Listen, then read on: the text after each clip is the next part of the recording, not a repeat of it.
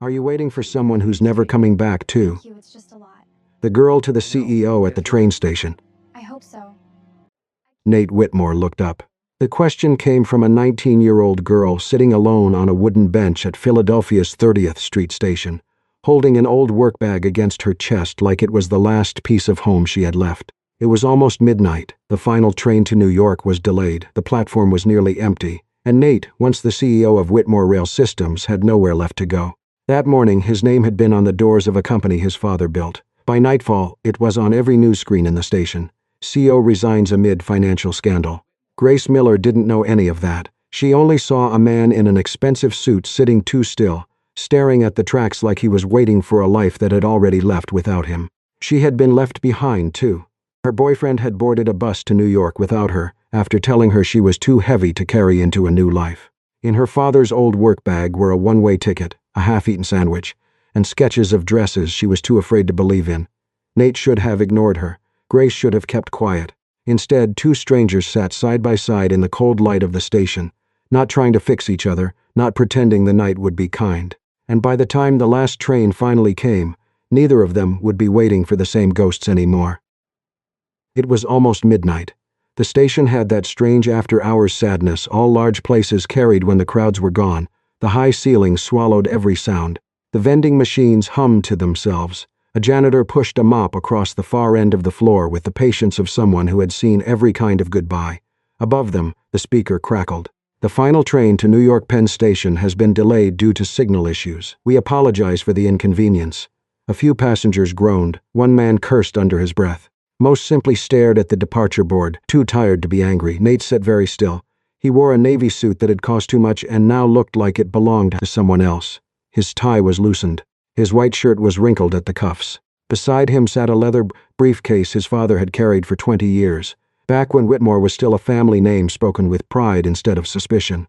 His phone lit up again. He did not touch it. On the screen was another headline: Whitmore Rail Systems CEO resigns amid financial scandal. Then another.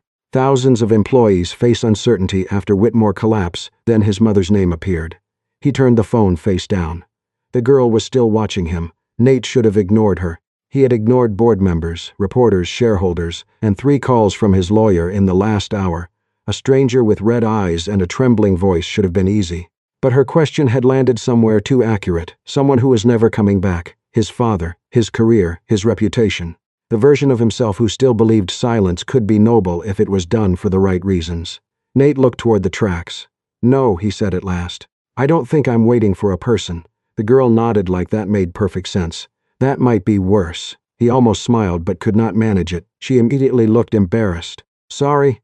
I ask weird things when I'm sad. Maybe sad people ask the most honest questions." That made her look at him more carefully. Her name, she told him after a moment, was Grace Miller, 19. From Lancaster County, supposed to be on her way to New York with her boyfriend Lucas, who had promised they would start over together. The sentence stopped there. Nate did not push. He had learned, too late, that people often revealed more truth in what they could not finish. Grace rubbed her thumb over the cracked handle of the work bag in her lap. "He said I didn't know what I wanted," she said quietly, "that I was too heavy to carry into a new life." Nate's eyes moved to the thin jacket around her shoulders, the cheap boots still damp from the rain outside, the train ticket folded and refolded on the bench beside her. "He said that here?" Grace gave a small shrug that failed to hide the wound. "Near the bus entrance. Then he got on without me." Nate looked away. There were many kinds of cruelty. Some arrived loudly. Some wore the face of practicality. "I'm sorry," he said. Grace let out a humorless little breath. "People keep saying that tonight. It's starting to sound like a weather report." The honesty of it startled him. "My name is Nate," he said. "Are you going to New York too? I bought a ticket." "That's not what I asked." This time he did smile faintly. "I don't know where I'm going." Grace seemed to accept that answer more easily than most adults would have. "What did you lose?" she asked. Nate looked down at his father's briefcase. "A job." She studied him with a blunt perception of someone too tired to be polite. "That suit says it was more than a job." He did not answer. The phone on the bench beside him lit up again. This time Grace's eyes caught the headline before he could turn it over. Her expression changed. Not recognition at first, then understanding. On the television mounted near the waiting area, a news anchor's voice rose over footage of the Whitmore Rail Systems headquarters. A photograph of Nate appeared beside the words "CEO resigns." A few travelers turned toward the screen, then toward him. The shift was quiet but immediate. Whispers moved across the platform. Someone lifted a phone. Another person said his name as if tasting whether it was true. Nate felt his body become public property. A man in a gray coat stood from the row across the aisle. He was in his late 60s, with heavy hands, tired eyes, and the posture of someone who had spent his life standing through long shifts. He walked straight toward Nate. "You're him," the man said. Nate stood. Grace tightened her arms around the bag. The man pointed at the screen. "Whitmore, that's your company." Nate's throat felt dry. "It was. My pension was tied up in that company," the man said. His voice shook not with weakness, but with controlled rage. 34 years, track maintenance. Nights, weekends, storms, Christmas mornings. They told us Whitmore took care of its own." Nate said nothing. Because what could he say? That he had not stolen the money? True. That he had not created the false projections. Also true. That he had suspected something was wrong and waited too long because he thought disclosure would destroy the company his father built. Truest of all, the man stepped closer. "Did you know?" The platform went silent. A woman nearby kept recording. Nate could feel Grace watching him, feel every stranger waiting for him to become the villain cleanly enough that their anger would know where to land. "I knew there were problems," Nate said. "I didn't know how deep. That's supposed to make me feel better?" "No." The man's face twisted. "People like you always resign. People like me just lose." Nate lowered his eyes. He could have called his lawyer. He could have walked away. He could have said there would be an investigation, and all questions should be directed through counsel. Instead, he stood there and took it. Because the man deserved more than a polished sentence. Then Grace rose. Young, small, and visibly scared. But she stepped between them just enough to break the circle forming around Nate. "If you need to be angry at him, you probably have every right," she said. The man looked at her. "This isn't your business. I know." Her voice shook, but she kept going. "But don't turn an empty train platform into a courtroom for a man who looks like he's trying to remember how to breathe." No one spoke. Grace did not defend Nate. She did not call him innocent. She did not ask the man to forgive him. That was why it worked. The older man looked from her to Nate, then back to the screen. Something in his face collapsed, not into forgiveness, but exhaustion. He put his phone away. "I hope you lose sleep," he said to Nate. Nate nodded. "I already have." The man walked off toward the far end of the platform. Slowly, the others lost interest. The station returned to its late-night quiet, but it was not the same quiet as before. Grace sat down again. After a moment, Nate did too. His hands were shaking. He folded them together so she would not see. Grace reached into her father's old work bag and pulled out a sandwich wrapped in wax paper. It had been pressed flat, probably from being carried all day. She unwrapped it, broke it in half, and held one piece out to him. Nate stared at it. "I'm not hungry," he said. "Neither am I." He looked at her then. Her eyes were still red. Her boyfriend was still gone. Her ticket was still one way. She was 19 and heartbroken and had no reason in the world to offer kindness to a disgraced man in a ruined suit. But she did. Nate took the sandwich. For the first time that night, he felt like something other than a headline. The train did not come. Another announcement crackled through the ceiling speakers, apologizing for the delay as if the word sorry could warm the platform or put people back where they belonged. Grace and Nate moved into the small waiting area beside the tracks, where the lights were softer but somehow lonelier. A vending machine blinked in the corner. 2 college students slept against their backpacks. Near the window, an old woman knitted without looking down, as if she had been waiting for something all her life and had learned not to ask when it would arrive. Grace sat with her father's work bag on her lap. Its brown leather cracked at the corners, the handle darkened from years of use. It looked too old for a 19-year-old girl, too practical beside her thin jacket and the folded sketches peeking from her pocket. Nate noticed how she held it, not like luggage, like a hand. Grace followed his gaze and brushed her thumb over the worn clasp. The bag had belonged to Tommy Miller, her father, who had worked maintenance on rail lines most of his adult life. He had known schedules by heart, could identify a problem from the sound of a wheel, and came home smelling of steel, rain, and machine oil. After he died of a heart attack, Grace kept the bag beside her bed for months. Then slowly she began carrying it everywhere. She told people it was useful, strong, better than the cheap tote bags that ripped after 2 weeks. The truth was simpler and more embarrassing. When she carried it, she felt less abandoned, as if some small part of her father was still walking her home. Nate did not laugh when she admitted that. He only looked at the briefcase beside his shoes, his father's. Older, darker, polished by years of boardrooms instead of rail yards. Howard Whitmore had founded Whitmore Rail Systems when Nate was still young enough to believe every train was a promise. To the public, Howard had been a visionary. To Nate, he had been a man who missed dinners, smelled faintly of cigar smoke, and once spent 3 hours teaching him how to read a route map because he said a person should always understand where things were going. Howard died when Nate was 24. By 27, Nate had become the youngest CEO in the company's history, and not because he was ready, because everyone looked at him as if grief had promoted him. From that day on, every room seemed to ask the same thing of him: protect the company, protect the name, protect what your father built. Somewhere along the way, Nate stopped asking whether the thing he was protecting still deserved the cost. Grace listened quietly.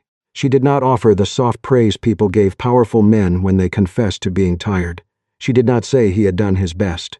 She did not try to make his burden beautiful. That made him trust her more. She told him about New York in pieces. Not the glamorous version Lucas had promised, with tiny apartments and rooftop parties, and a future that looked like a music video.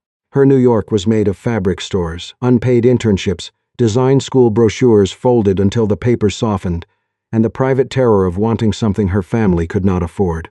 She had been accepted into a small fashion program once, not prestigious enough to impress strangers, but real enough to make her hands shake when the email arrived. Then her father died. Bills came. Her mother's hours were cut. Grace deferred for a semester, then another. Wanting anything for herself began to feel selfish. Lucas had arrived during one of those seasons when loneliness looked too much like romance. He said New York would be easier with 2 people. He said Grace only needed someone to make her brave. Then, at the station that night, he looked at her bag, her sketches, her fear, and decided her life weighed more than his promise. Nate did not insult him. Grace almost wished he would. It would have been easier to hate Lucas if someone else started. Instead, Nate looked toward the dark tracks and said that some people left not because the person beside them was unlovable, but because they were not grown enough to stand near real pain without making it about themselves.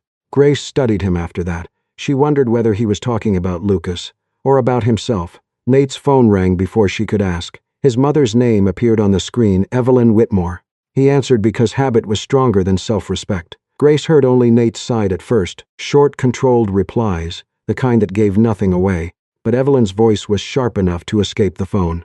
She demanded that he come home immediately. She told him not to speak to reporters, not to trust lawyers outside the family, not to make the Whitmore name look even worse by wandering train stations like a man without discipline. Nate sat through it like a boy being corrected at the dinner table. Grace watched the change come over him. The disgraced CEO disappeared. In his place was a son still trying to earn approval from a mother who had confused survival with obedience. When the call ended, Nate placed the phone face down and stared at it as though it might ring again if he breathed incorrectly. Grace did not comment. A minute later, her own phone buzzed. Lucas. She looked at the message, and the last bit of color left her face. He had made it onto a bus. He was going to New York without her. The final line was the one that did the most damage. You should go home, Grace. New York eats girls like you alive. She read it twice, then she locked the screen. No tears came. That was how Nate knew the message had cut deep. People cried when pain first arrived. When it had already been arriving for years, they simply went quiet. Grace shifted the old workbag on her lap, perhaps needing something to do with her hands. The side pocket had stuck earlier, the old zipper catching on a loose thread. She tugged harder than she meant to, and the pocket finally opened. Inside was a folded envelope yellowed at the edges. Her name was written on it in handwriting she had not seen since the last birthday card her father gave her. Gracie. The station blurred. For a long moment she did not open it. That pocket had always been there. She had known it existed. She had never reached into it because some grief had rooms inside it, and Grace had been afraid that opening every compartment of the bag would mean accepting there was no more of her father left to find. Her fingers trembled as she unfolded the letter. Tommy had written it months before his death. The words were simple, uneven in places, as if he had written during a lunch break. He had been saving money for her design classes. Not much, he admitted, nothing grand, but enough to begin. He wrote that if anything ever happened to him, she was not to mistake staying small for being loyal. He loved her mother. He loved their life.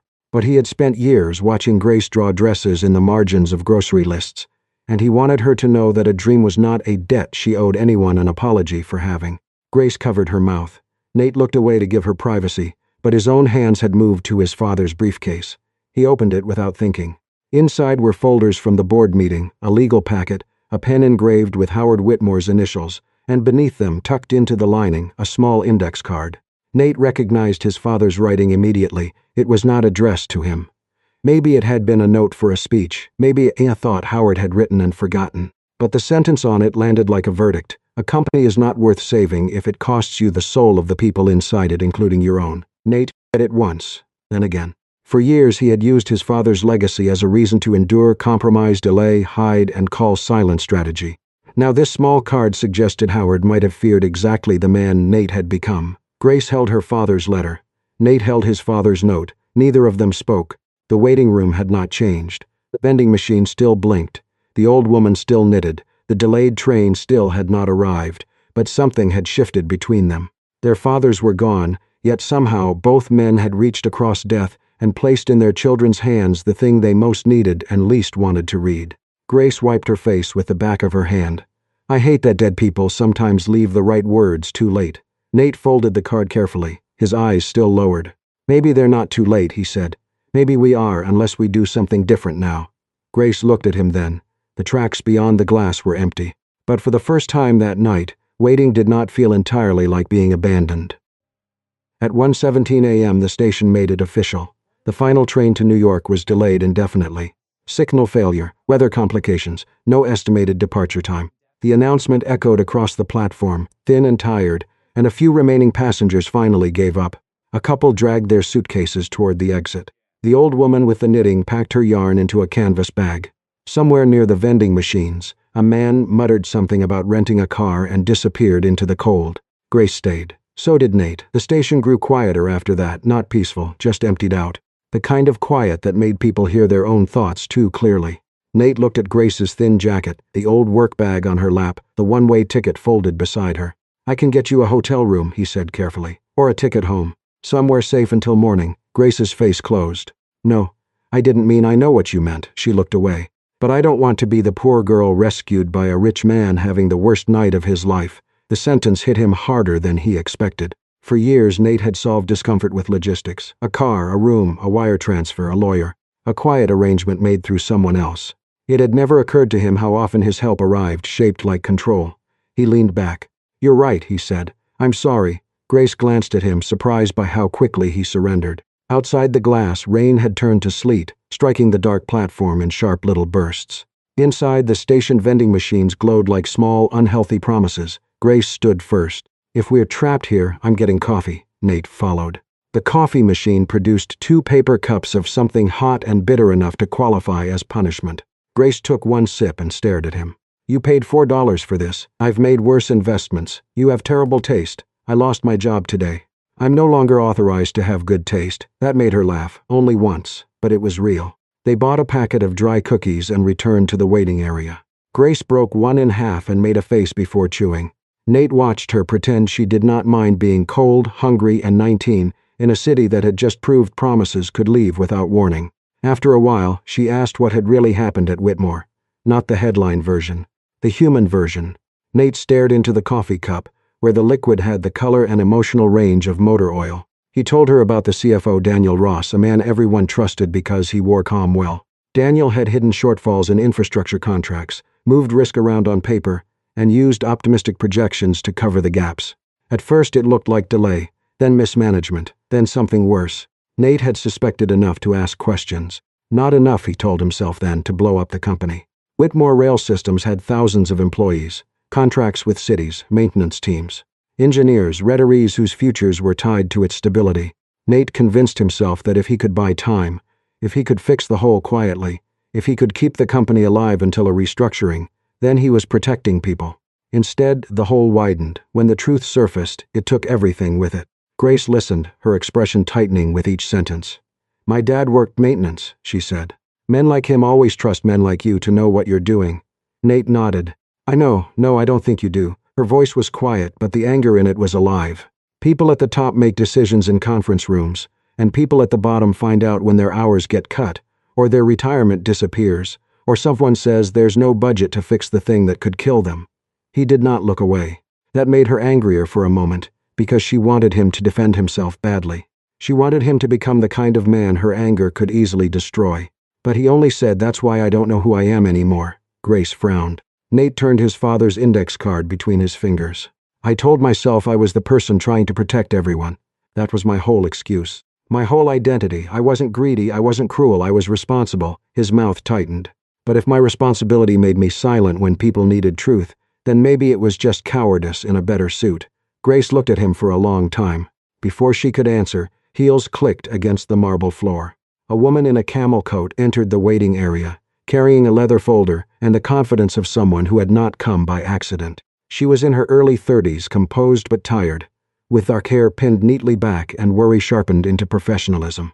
Nate stood before she reached them. Marissa. Grace heard history in the name. Marissa Blake looked first at Nate, then at Grace, then at the half-eaten cookies and terrible coffee between them. You weren't answering your phone, she said. I noticed. Reporters are looking for you. Your mother is calling everyone. The board is preparing a statement that will make you look either incompetent or conveniently absent. Nate's face tightened. Marissa softened slightly, but not much. You need counsel. You need to cooperate with investigators. And you need to stop wandering around train stations like guilt is a travel plan. Grace looked down at her father's bag. She suddenly felt very young. Marissa noticed. Her gaze returned to Nate, sharper now. And you should not be leaning on a girl you met tonight, because she happened to be kind to you during a breakdown. The words landed exactly where Grace was most afraid they would. A girl. Kind, a small soft thing in someone else's crisis. Nate saw her expression change. She's not. Grace stood. It's fine. It was not fine. Marissa was not cruel. That almost made it worse. She was probably right in a practical sense. Grace did not belong in Nate's scandal. She did not belong in the orbit of lawyers, board statements, financial crimes, and mothers who called from town cars. She had already been told once tonight that she was too heavy to carry. Now she was being told she was too light to matter. Before anyone could repair the moment, a voice called from behind them. Mr. Whitmore? A young man in a puffer jacket hurried over, phone already raised, camera light on. His press badge swung from his neck. Nate Whitmore, can you comment on your resignation? Are you fleeing Philadelphia? Is this young woman connected to the investigation? Marissa stepped forward. No comment. But the reporter moved around her, live streaming now. His voice grew louder, feeding on the echo of the station. Sources say Whitmore employees may lose pension protections. Did you know about the hidden losses? Were you with this woman while your company collapsed? Grace froze. The camera turned toward her. In that instant, Nate understood how easily the world could turn a 19-year-old girl's worst night into a rumor that followed her for years. He stepped between Grace and the phone, not behind Marissa, not behind legal language, in front. She has nothing to do with this, he said. The reporter kept filming. Who is she? Someone who sat beside me when I did not deserve anyone's patience. That is all. Leave her out of it. Marissa's eyes widened slightly. The reporter pushed harder. Did you know about the financial irregularities? Nate felt the old instincts rise. Deflect. Delay. Refer to counsel. Protect the company. Protect the name. Then he thought of Grace's father maintaining tracks through storms, his own father's note. The old man on the platform. I knew enough to speak sooner, Nate said. The station seemed to hold its breath. Marissa whispered his name, warning and heartbreak in one. Nate continued anyway. I did not steal from Whitmore.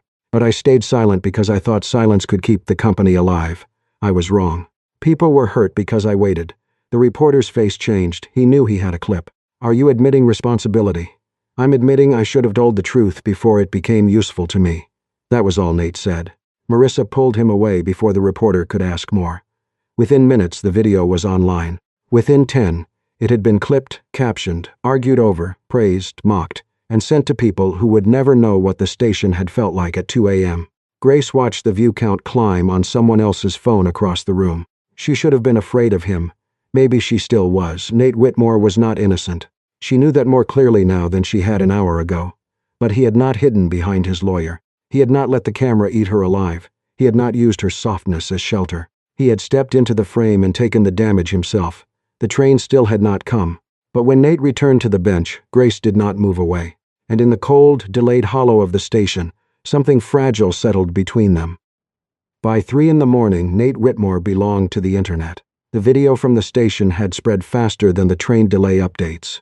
Every few minutes, someone's phone lit up with his face, tired, unshaven, standing beneath the fluorescent lights and admitting he had stayed silent too long.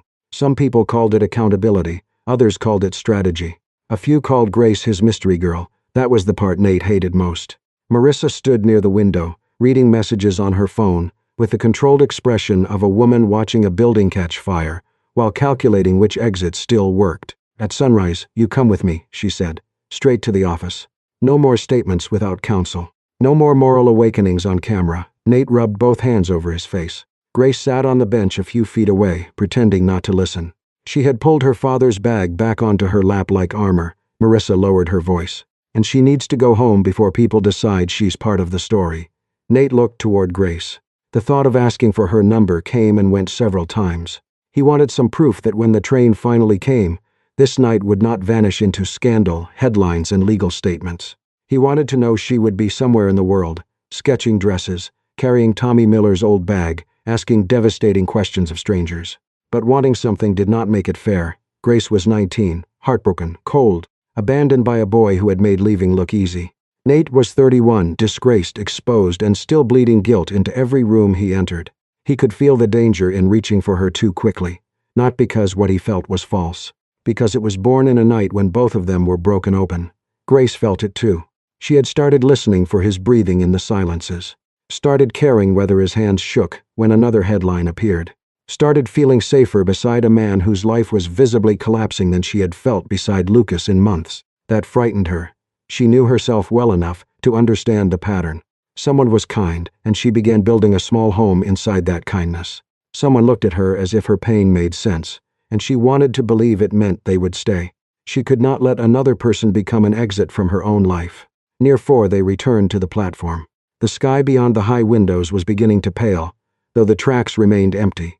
The station had taken on that gray, suspended quality of places waiting for morning crews and ordinary people to arrive. Grace sat beside Nate, close enough to feel his warmth, not close enough to admit she needed it. "I don't want to go home," she said after a long silence. Nate did not look at her. "Because of Lucas? Because of my mom?" That surprised him. Grace stared at the rails. "She thinks I'm brave. Or at least, she keeps saying Dad would want me to try. I don't know how to walk back into our kitchen and tell her I got left behind before I even made it to New York." The words were quiet, but the shame inside them was not. Nate understood shame. It had been sitting beside him all night, wearing his name.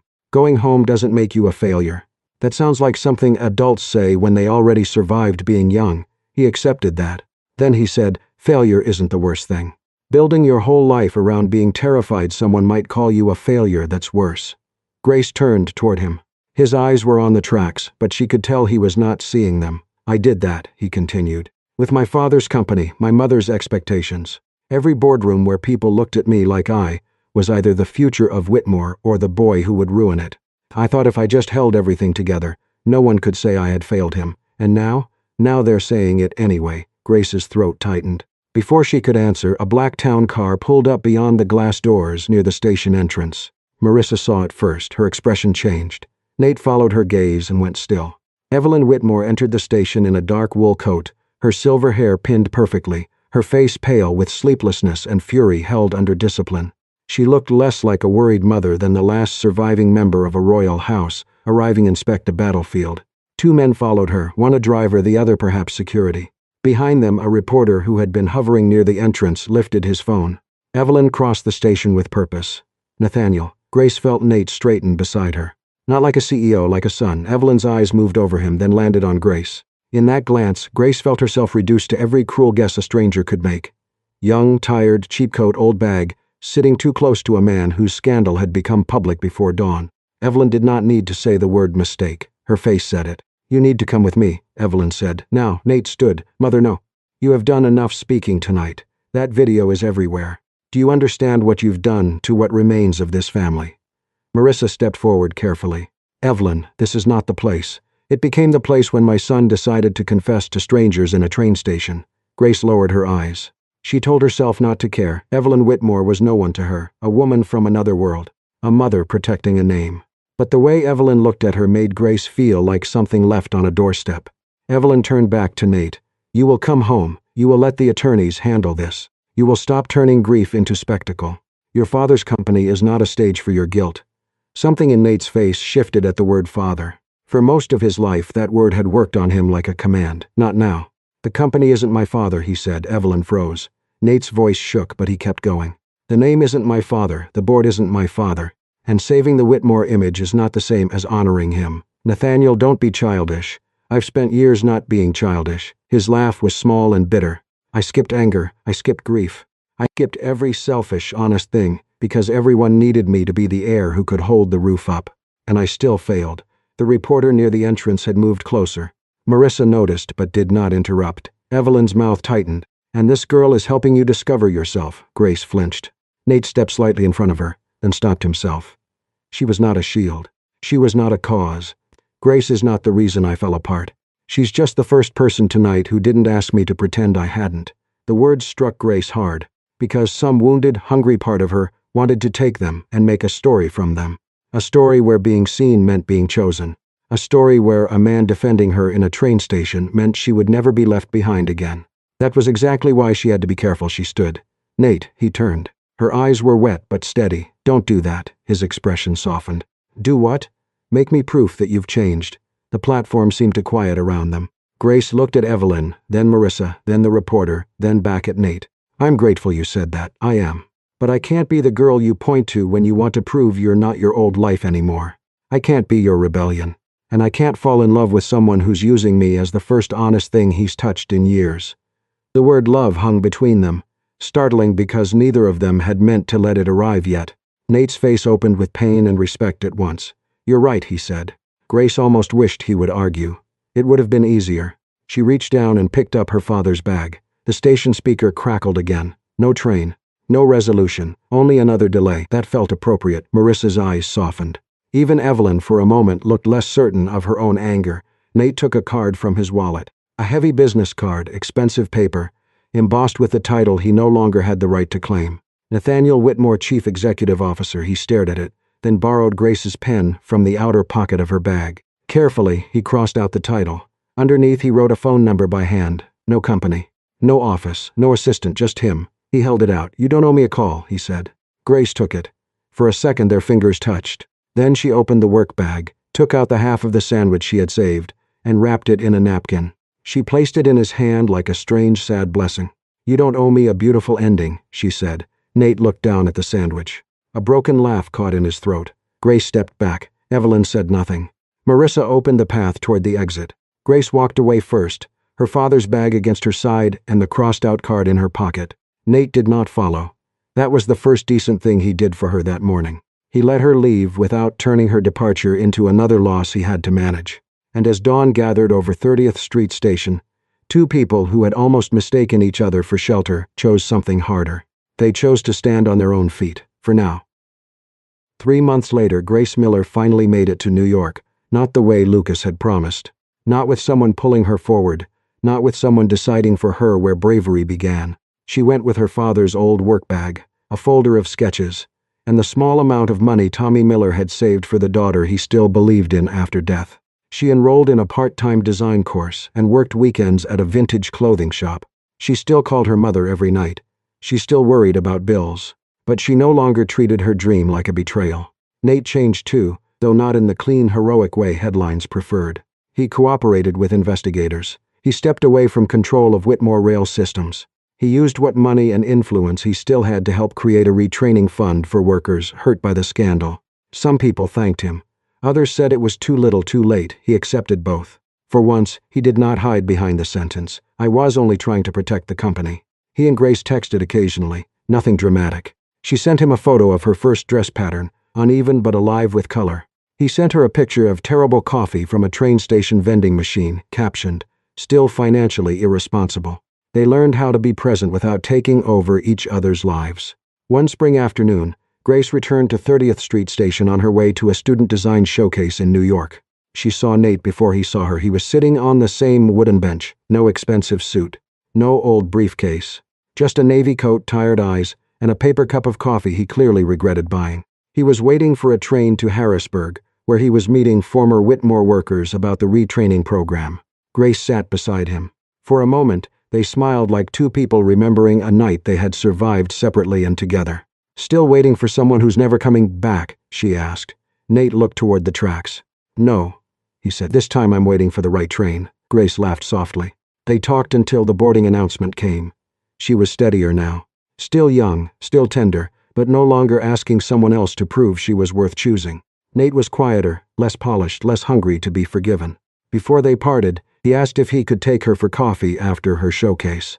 "Not to thank me," Grace said. "No. And not because we were sad together once. No. Then why? Because I'd like to know you when neither of us is falling apart." Grace looked at him for a long moment. Slowly, she said. Nate smiled. Slow is the first thing I learned after losing everything. Her train arrived first. This time Grace was not left behind. Nate was not waiting for a past that would return and make him whole. They boarded different trains, carrying the same quiet possibility. And maybe love did not begin that night on the platform because they were lonely. Maybe love began months later, when both of them had learned not to turn another person into a lifeboat. If I were Grace, I think I would have been tempted to make Nate my proof that I was still worth choosing. After being abandoned, even a little kindness can feel like rescue. But Grace chose something braver. She went to New York for herself first. If I were Nate, I would have wanted Grace to forgive me quickly, because guilt is lonely. But he learned that love cannot be used as shelter from consequences. So let me ask you, if you were Grace, would you have called Nate after that night, or would you have left him as a memory from the loneliest platform of your life? And if you were Nate, would you have told the truth knowing it might cost you everything? Share your thoughts in the comments. I'd love to know what you would have chosen. This is Soul Stirring Stories. Until next time, remember, love should not be the train we board because we are afraid to stand alone. Sometimes real love begins only after both people learn they can survive the platform by themselves.